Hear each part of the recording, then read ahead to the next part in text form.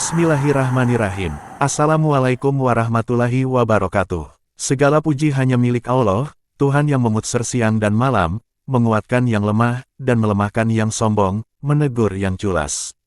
Sholawat serta salam senantiasa tercurah bagi junjungan kita, Nabiullah Sayyidina Muhammadin Shallallahu Alaihi Wasallam, sang pemimpin agung yang menjaga amanah meski dalam derita, tetap tegak meski seluruh dunia berusaha menjatuhkan. Sahabat Teguh Rahayu Selamat Channel yang dirahmati Allah. Pada catatan editorial kali ini, izinkan kami menyuguhkan sebuah refleksi penting dengan judul Negara yang menyimpan sakit, ketika senyum mantan kepala negara tak lagi menenangkan. Ini adalah sebuah renungan, sebuah upaya menggali hikmah di balik fenomena yang akhir-akhir ini menggelitik nurani kita bersama. Tentang sosok yang dahulu penuh energi dan senyum karismatik, namun kini mulai tampak ringkih, lesu, dan melemah. Apakah negara sedang menyimpan sebuah sakit? Apakah yang melemah itu sekadar tubuh, atau ada yang jauh lebih dalam, yakni kepercayaan rakyat? Kami tidak sedang menghakimi, tidak pula hendak menyebar sangkaan. Tapi dalam demokrasi yang sehat, rakyat berhak tahu. Karena kepemimpinan bukan hanya soal kekuasaan, melainkan soal kepercayaan, keterbukaan, dan keberanian untuk jujur. Bertanggung jawab. Disclaimer, catatan ini ditulis sebagai refleksi, bukan tudingan. Sebagai ajakan berpikir, merenung mengemil hikmah, bukan menghasut. Semua data yang dikemukakan bersumber dari narasi publik yang sudah lebih dulu beredar. Kami menjaga agar tetap dalam bingkai etika dan taat hukum, sesuai koridor UU ITE. Mudah-mudahan ini menjadi pengingat bagi kita semua, agar tidak mengkultuskan sesama makhluk, memuja pencitraan tapi lupa membaca kenyataan. Dan semoga Allah senantiasa menjaga negeri ini, beserta para pemimpinnya, yang sehat akal serta nuraninya, atau yang sedang diuji dengan sakit, untuk menuju pertaubatan nasuhah. Allahumma amin. Untuk itu tata niat jernihkan hati, mari menyimak dengan bismillah. 1. Negara yang menyimpan sakit, ketika senyum sang mantan tak lagi menyejukkan. Dulu, kami mencintainya, bukan karena dia sempurna, tapi karena dia tampak sederhana. Ia datang tanpa pedigri politik, bertubuh kurus, bertutur pelan, dan membawa harapan rakyat kecil yang lama digencet dinasti kekuasaan. Ia bukan pasiapa, tapi justru itu yang membuatnya dipercaya. Ia dianggap angin segar di tengah bau anyir oligarki. Sosok orang biasa, yang duduk di singgasana luar biasa, itulah narasi yang membius rakyat selama bertahun-tahun. Tapi sejarah, seperti waktu, punya cara kejam dalam membuka kedok. Satu demi satu topengnya runtuh, bukan oleh fitnah, tapi oleh fakta yang tak bisa lagi ditutupi. Operasi senyapnya menebang partai beringin menggoyang kursi Airlangga, lalu pasang Bahlil sebagai pion pengganti. Di sisi lain, ia bok-obok Partai Demokrat hingga bocah kekuasaan yang digendongnya melenggang dengan restu penculikan suara. Tak cukup itu, ia hembuskan kebohongan tentang mobil SMK katanya karya anak bangsa, padahal rakyat pun tahu, itu cuma fatamorgana yang dipoles untuk pencitraan saja. Ia kabarkan ribuan investor antre masuk ke ibu kota baru, tapi yang antre sebenarnya rakyat yang diusir dari tanahnya sendiri. Janji berubah jadi jebakan, mimpi jadi sandera.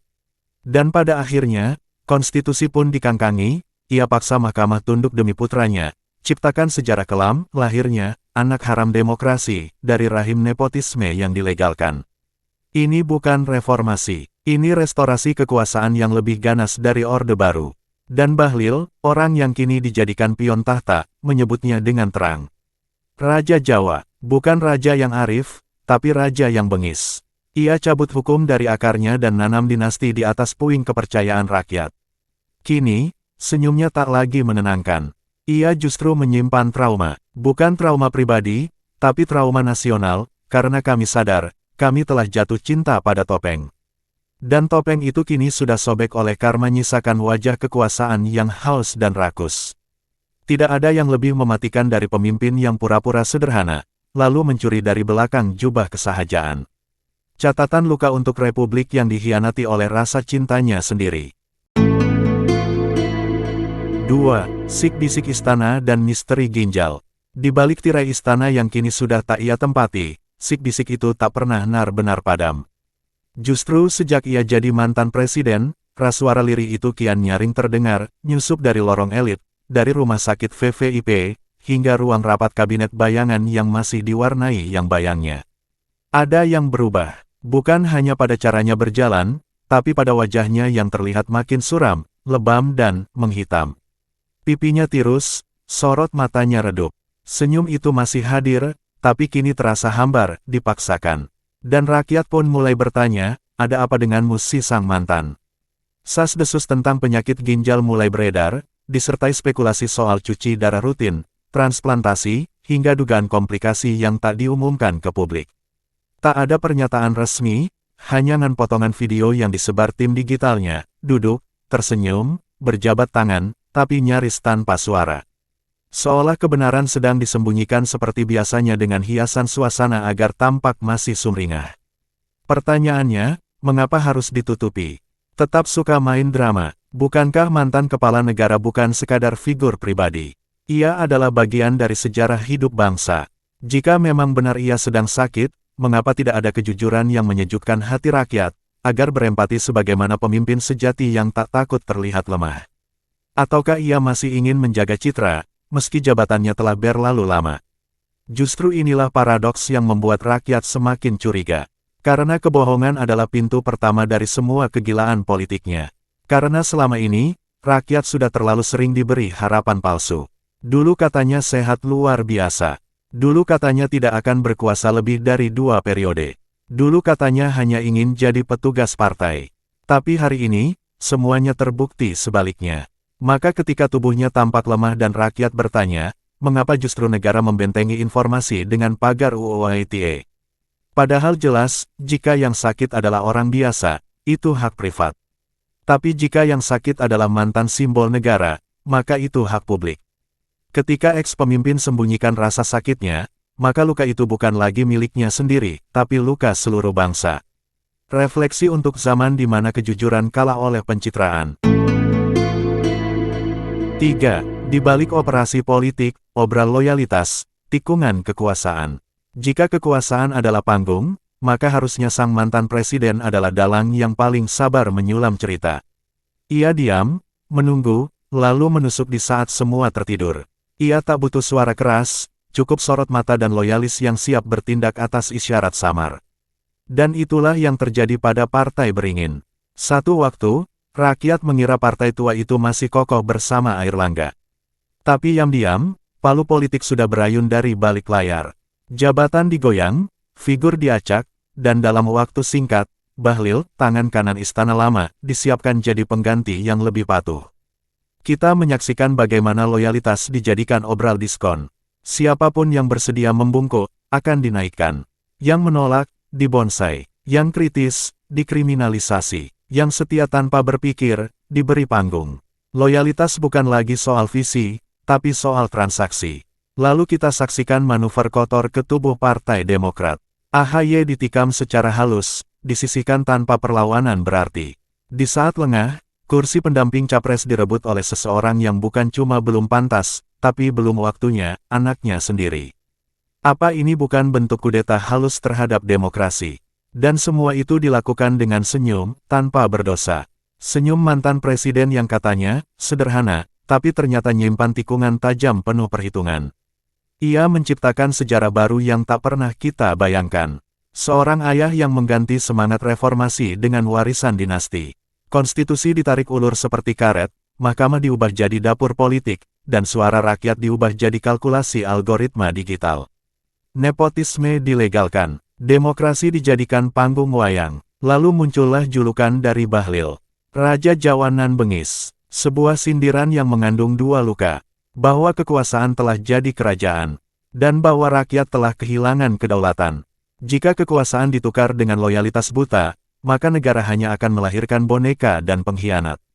Refleksi untuk bangsa yang pernah bermimpi, tapi kini terjaga dalam kenyataan amat getir.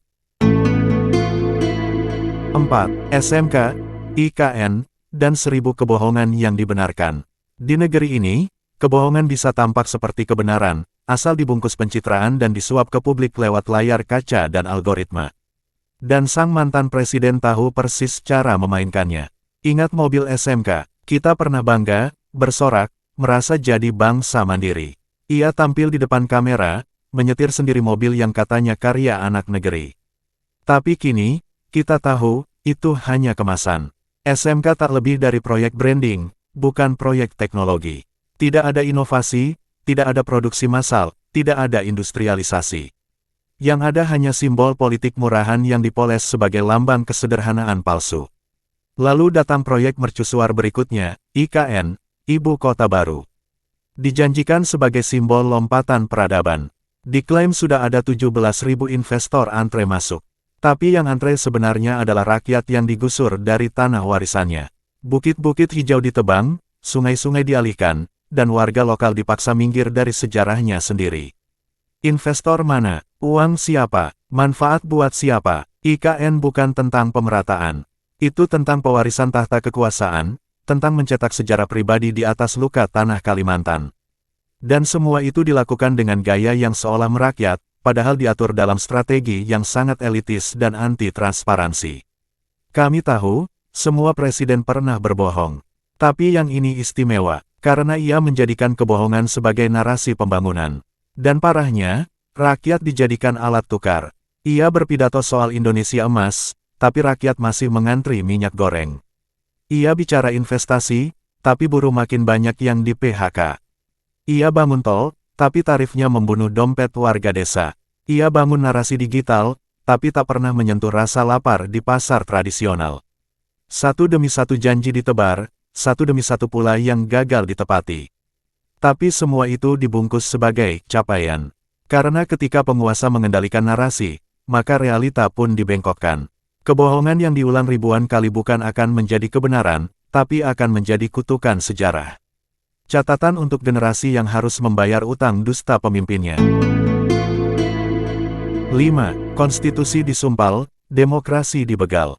Pada akhirnya, bukan rakyat yang menangkan demokrasi, tapi penguasa yang menyewakan kekuasaan untuk langgengkan darahnya sendiri. Kita telah melihat bagaimana hukum dibuat luas, bukan untuk melindungi yang lemah, tapi untuk memberi ruang bagi anak sang mantan agar ikut duduk di singgasana kekuasaan. Konstitusi, kitab suci bernegara, dibok-obok dengan putusan mahkamah yang cederai akal sehat. Syarat usia diubah, bukan karena kebutuhan negara, tapi karena skenario politik dinasti. Siapa yang bisa lupa peristiwa itu? Rakyat masih belum pulih dari pandemi dan krisis ekonomi, tapi penguasa justru sibuk membenahi jalan kekuasaan untuk anak kandungnya. Lalu Mahkamah Konstitusi berubah jadi meja makan keluarga, ketika sang ipar jabat ketua dan mutus perkara yang menguntungkan keponakannya. Apakah itu demokrasi? Atau ini monarki dengan kamuflase republik? Inilah titik terendah dalam sejarah republik. Saat hukum dilipat bak kertas, dan demokrasi dibegal oleh keluarga mantan presiden sendiri. Segenap rakyat terperangah. Bahkan sebagian yang dulu memujanya, kini berani bertanya. Apa yang tersisa dari republik ini, jika jalur hukum pun sudah jadi properti keluarga penguasa? Yang lebih mengerikan dari semua ini adalah, banyak dari kita tetap diam, tergendam, karena dibuat lelah oleh propaganda, karena merasa tak punya daya, karena takut dianggap pembenci jika bicara jujur. Padahal inilah saatnya kita bersuara. Karena jika kita terus diam, anak cucu kita tumbuh dalam sistem yang dikutuk, kejahatan rezim masa lalu.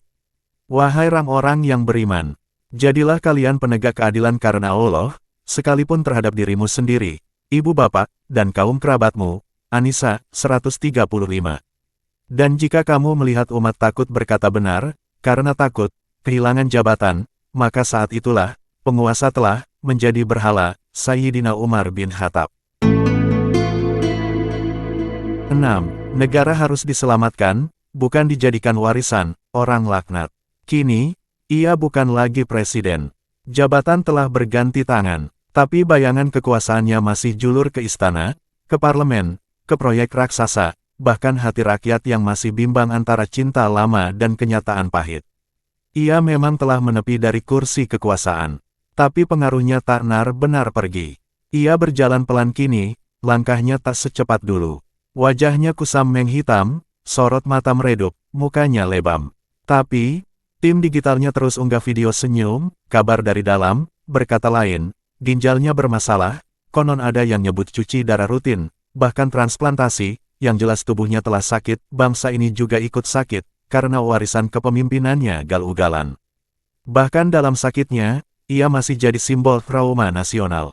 Trauma pada demokrasi yang dirampok, pada hukum yang dibelokkan, pada rakyat yang dibungkam UU ITE hanya karena nanya keaslian ijazahnya. Apa ini cara kita bernegara? Rakyat harus sadar, yang kita hadapi bukan cuma tubuh yang ringkih, tapi sistem yang telah ia desain sedemikian rupa agar tetap hidup tanpanya. Anaknya jadi pemimpin muda, iparnya berkuasa di yudikatif, koleganya masih duduk di kabinet. Ternak dan para buzzernya tetap dengungkan narasi bahwa dia pahlawan, bahkan kader PSI nyebutnya memenuhi syarat jadi nabi, sungguh putus syarafnya, levelnya telah lem. Paui Durna, padahal sejarah mencatat, ia buka pintu dinasti, jual ilusi investasi, dan nukar suara rakyat dengan algoritma pencitraan. Maka inilah panggilan terakhir untuk bangsa. Negara ini harus diselamatkan, bukan diwariskan seperti toko kelontong.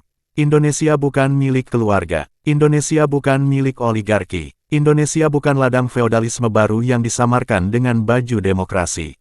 Rakyat harus bangun, bangun. Menolak tunduk pada cerita masa lalu yang telah membius akal sehat semua. Menolak percaya pada wajah sederhana yang sembunyikan rakus. Tolak diam saat konstitusi dijadikan alat tawar politik keluarga. Dan janganlah kalian mencampuradukan kebenaran dengan kebatilan dan janganlah kalian menyembunyikan kebenaran, padahal kalian mengetahuinya. Al-Baqarah 42. Negara tak akan jatuh, cuma karena fisik pemimpinnya yang kini lemah oleh karma, tapi akan runtuh jika moralnya yang rapuh. Pesan terakhir, bangsa harus berani sembuhkan diri dari luka pengkhianatan mantan pemimpinnya, sambil nunggu kepastian kapan telinganya lunglai. Wa innalillah.